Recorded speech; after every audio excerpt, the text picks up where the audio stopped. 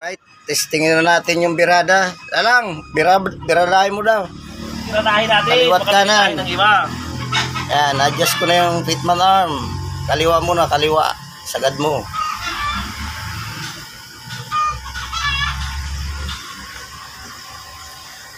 Yon, laki na. Okay, kayo. Sa kabila.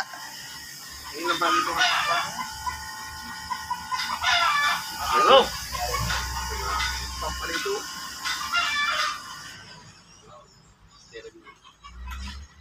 Sige. Hop. Okay. Pantay na Dapat rin. hanggang dyan lang yan, oh.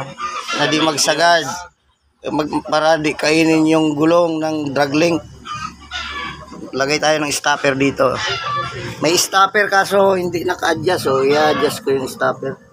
Stopper bolt. Okay rin, ano, kaliwa kanan. Kaliwa ko na sa piyan kay ilaw. Okay na yung birada. Ibalik mo na lang. Sa gitna. Okay.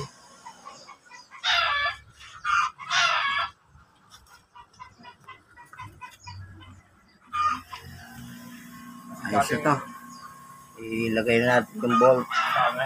Ang bolt, nut.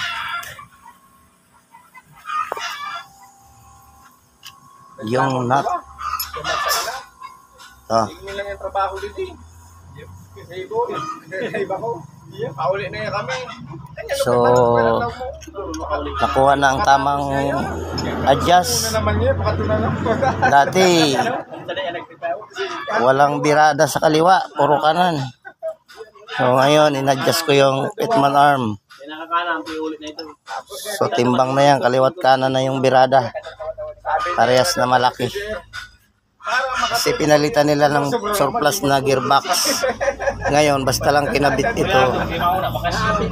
Hindi in-adjust yung drag link, kaya yung kabila, malaking birada. Yung kabila, maliit. So, okay nito ngayon.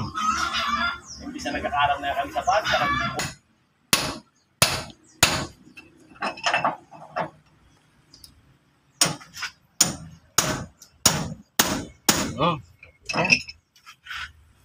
Lock mo lang. Lock pin in.